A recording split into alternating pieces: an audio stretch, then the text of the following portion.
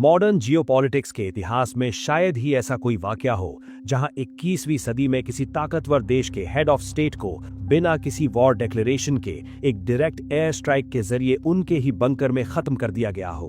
28 फरवरी 2026 ये कोई आम दिन नहीं था। ये वो दिन था जिसने पूरे मिडिल ईस्ट में एक ऐसा जियोपॉलिटिकल अर्थक्वेक ला दिया है जिसकी गूंज आज पूरी दुनिया सुन रही है। इंटरनेट पर कोहराम मचा हुआ है। हर इंटरनेशनल न्यूज चैनल पर बस एक ही ब्रेकिंग न्यूज फ्लैश हो रही थी। Operation epic fury. अमेरिका और इजराइल ने मिलकर ईरान के 86 साल के supreme leader ayatollah Ali Khamenei को उनके ही सीक्रेट बंकर में असैसिनेट कर दिया है। लेकिन कहानी इतनी सीधी नहीं है। कोई रातों रात उठकर किसी देश के सुप्रीम लीडर को नहीं मार देता। सवाल ये नहीं है कि खामेनेई को मारा कैसे गया। असली सवाल तो ये है कि आखिर अमेरिका और इजराइल को इतना खौफनाक और इतना डेंजरस कदम क्यों उठाना पड़ा। एक ऐसा कदम जिससे दुनिया सीधे वर्ल्ड वॉर 3 के मुहाने पर आकर खड़ी हो गई है। CIA और मोसाद का वो कौन सा मास्टर प्लान था जिसने ईरान जैसे ताकतवर देश के एयर डिफेंस को चीरते हुए सिर्फ 60 सेकंड के अंदर, जी हां महज 60 सेकंड में, उनके सबसे बड़े नेता का नामो निशान मिटा दिया।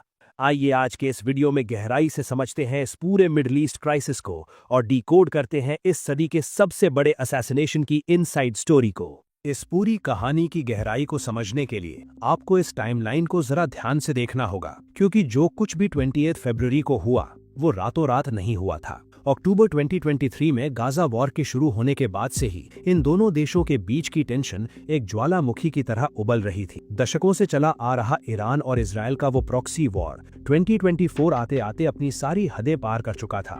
ये इतिहास में पहली बार था जब दोनों देशों ने एक दूसरे के प्रॉक्सीज को छोड़कर एक दूसरे की सरहदों पर सीधे मिसाइलें दागनी शुरू कर दी। लेकिन असली गेम पलटा जून 2025 में, जिसे आज की मॉडर्न मिलिट्री हिस्ट्री में द 12 डे वॉर कहा जाता है। इस 12 दिन की जंग में इजराइल ने अमेरिका के फुल बैकअप के साथ ईरान की न्यूक्लियर फैसिलिटीज को लगभग तबाह करके रख दिया था। और आप सोच रहे होंगे कि ईरान शांत बैठ गया होगा।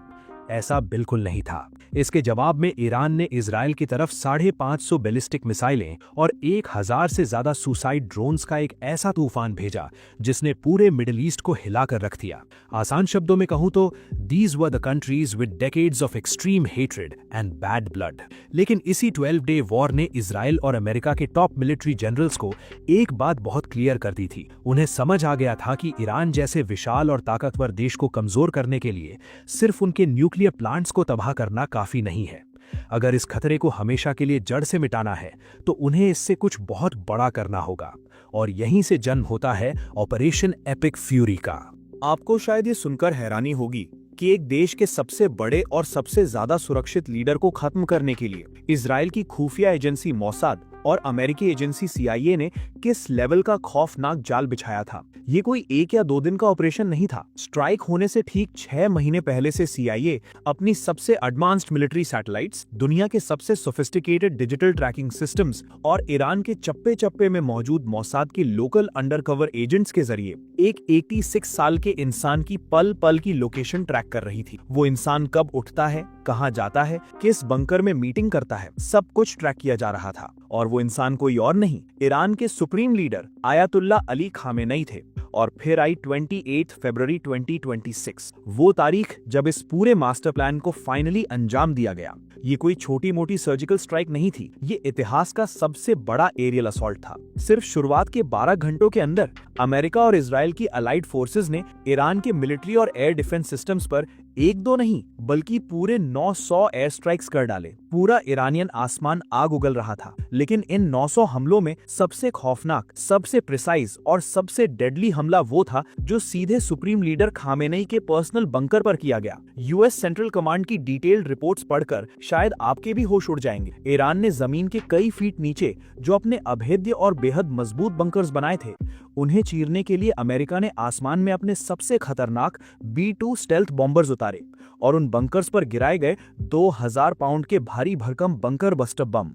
और आप शायद इस बात पर बिलीव नहीं करेंगे कि इजरायली एयरफोर्स और अमेरिकन फोर्सेस का कोऑर्डिनेशन इतना डेडली, इतना अनबिलीवेबल था कि राजधानी तेहरान में मौजूद ईरानियन लीडरशिप के कई अलग अलग और सीक्रेट ठिकानों को सिर्फ 60 सेकंड के अंदर ही एक साथ नेस्तनाबूद कर दिया गया। इस 60 सेकंड के विनाशकारी हमले ने ईरान के पूरे पॉलिटिकल और मिलिट्री स्ट्रक्चर की रीढ़ की हड्डी तोड़कर रख दी। धुआं छटने के बाद जब रिपोर्ट सामने आई तो पता चला कि इस 60 सेकंड के हमले में न सिर्फ 86 साल के supreme leader ayatollah Ali Khamenei मारे गए थे, बल्कि उनके इनर सर्कल के 7 टॉप सिक्योरिटी चीफ्स और उनके अपने परिवार के करीब 1 दर्जन लोग भी उसी मलबे में हमेशा के लिए खत्म हो गए। इधर एक बात ध्यान देने वाली है कि अमेरिका और इजराइल की लीडर कोई बेवकूफ नहीं थे। उन्हें बहुत अच्छे से पता था कि किसी सॉवरेन देश के हेड ऑफ स्टेट को बिना किसी फॉर्मल वॉर डिक्लेरेशन के इस तरह सीधे बमबारी में मार गिराना मॉडर्न हिस्ट्री में पूरी तरह से अननोन है। ये इंटरनेशनल जियोपॉलिटिक्स की वो लक्ष्मण रेखा थी जिसे आज तक किसी ने पार नहीं किया था,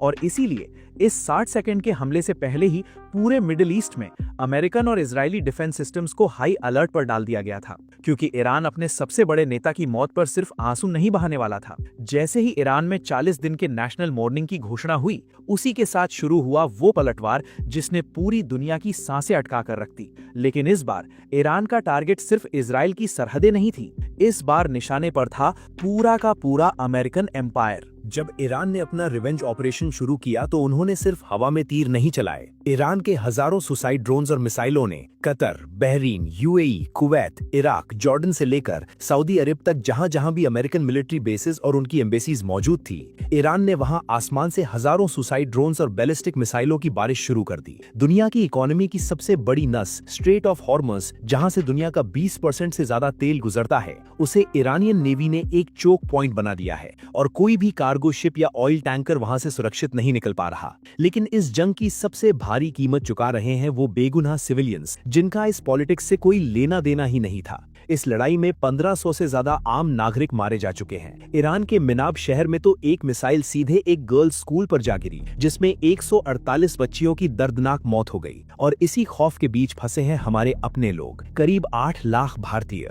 इनमें से ज्यादातर मिडिल क्लास वर्कर्स हैं जो वहां लेबर कैंप्स या छोटे अपार्टमेंट्स में रहते हैं। आज इंडियन एम्बेसीज के बाहर मीलों लंबी लाइनें लगी हैं। कमर्शियल एयर स्पेस पूरी तरह से नो फ्लाई जोन घोषित कर दिया गया है। Air India, Emirates, Qatar Airways सब ग्राउंडेड हैं। लोग इस जंग के बीच फंसे हुए हैं, उनके पास वापस भारत लौटने का कोई रास्ता नहीं है। सरकार रेस्क्यू मिशन चलाना चाहती है, लेकिन जब आसमान से मिसाइलें बरस रही हों, तो कोई भी देश अपने सिविलियन प्लेन को वॉर जोन में भेजने का रिस्क कैसे ले सकता है। मगर प्राइवेट एविएशन कंपनियों ने इस खौफ को अपना सबसे बड़ा प्रॉफिट मेकिंग टूल बना लिया है। आप बिलीव नहीं करोगे, जो प्राइवेट जेट दुबई या रियाद से भारत या यूरोप जाने के लिए पहले कुछ लाख रुपए चार्ज करता था, आज उसी जेट की सिर्फ एक सिंगल सीट के लिए 1 करोड़ से लेकर 5 करोड़ रुपए तक की बोली लग रही है। इसे कहते हैं वॉर प्रॉफिटियरिंग। हालांकि इन प्राइवेट जेट्स के लिए भी आसमान सुरक्षित नहीं है, फिर भी जिनके पास पैसा है वो रातों रात इस नर्क से बाहर निकल रहे हैं। आज जब मिडिल ईस्ट के अरबपति और अमीर बिजनेसमैन 1 से 5 करोड़ रुपए देकर चार्टर्ड प्राइवेट जेट से रातों रात भाग रहे हैं, तब हमारे middle class workers underground bunkers में मौत के साए में बैठे हैं। तो क्या भारत ने अपने लोगों को मरने के लिए छोड़ दिया?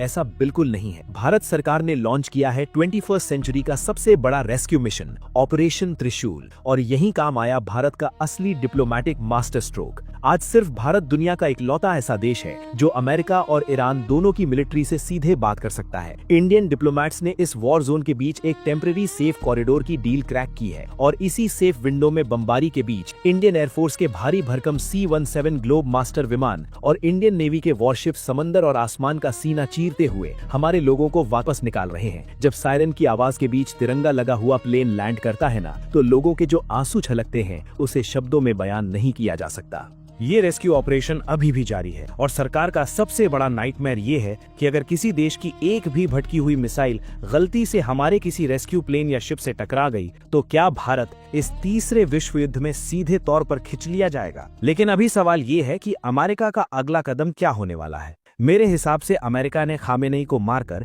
ईरान के अंदर एक बहुत बड़ा पावर वैक्यूम पैदा कर दिया है। पेंटागन और CIA का अगला गेम प्लान सीधा है, वो ईरान में तख्ता पलट करवाना चाहते हैं। इस वक्त अमेरिका ने पर्शियन गल्फ में अपने 2 सबसे बड़े एयरक्राफ्ट कैरियर स्ट्राइक ग्रुप्स तैनात कर दिए हैं। अमेरिका सीधे तौर पर ईरान के अंदरूनी रेबल्स को हवा दे रहा है, ताकि ईरान की सरकार बाहर की जंग के साथ साथ अंदर की बगावत से भी टूट जाए। लेकिन इस महायुद्ध की कीमत सिर्फ अमेरिका या ईरान नहीं चुका रहे। इस आग की लपटें अब पूरी दुनिया और खासकर हमारे देश भारत तक पहुंच चुकी हैं और इसके कुछ सबसे भयानक इम्पैक्ट्स आज हमें देखने को मिल रहे हैं, जिनमें से पहला द ग्लोबल इकोनॉमी क्रैश है। जैसे ही ईरान ने मिडिल ईस्ट के ऑयल जहाजों पर हमला किया, इंटरनेशनल मार्केट में कच्चे तेल के दाम रॉकेट की तरह आसमान फाड़ चुके हैं। ग्लोबल स्टॉक मार्केट्स औंधे मुंह गिर गए हैं। भारत अपनी जरूरत का 80% से ज्यादा तेल इंपोर्ट करता है और इस सप्लाई चेन के टूटने का सीधा मतलब है हमारे देश में पेट्रोल, डीजल और एलपीजी सिलेंडर्स के दामों में बेतहाशा बढ़ोतरी होना और एक भयंकर महंगाई का आना। और दूसरा है द इंटरनल सिक्योरिटी थ्रेट। इस समय भारत एक बहुत ही नाजुक डिप्लोमेटिक रस्सी पर चल रहा है। एक तरफ इजराइल और अमेरिका हमारे स्ट्रेटेजिक पार्टनर्स हैं, तो दूसरी तरफ ईरान के साथ भी हमारे ऐतिहासिक रिश्ते हैं। खामेनेई की मौत के बाद से ही कश्मीर, लखनऊ और हैदराबाद जैसे शहरों में शिया कम्युनिटी का भारी शोक और प्रोटेस्ट लगातार जारी है। भारत सरकार के लिए देश के अंदर शांति बनाए रखना और इंटरनेशनल लेवल पर किसी एक पक्ष को न चुनना एक बहुत बड़ी चुनौती बन गया है। आज के समय दुनिया एक ऐसे बारूद के ढेर पर बैठी है जिसमें माचिस लग चुकी है। इजराइल पीछे हटने वाला नहीं है, ईरान बदला लिए बिना रुकने को तैयार नहीं है और अमेरिका जो इस आग में घी डाल रहा है। तो ऐसे में इस पूरी कहानी के बाद एक बहुत बड़ा और शायद सबसे डरावना सवाल हमारे सामने आकर खड़ा होता है कि क्या ऑपरेशन एपिक फ्यूरी करके इजराइल और अमेरिका ने वाकई में ईरान को हरा दिया है, या फिर उन्होंने एक ऐसी चिंगारी भड़का दी है जिसमें अब सिर्फ मिडिल ईस्ट ही नहीं बल्कि शायद पूरी दुनिया जलने वाली है। वीडियो आखिर तक देखने के लिए धन्यवाद।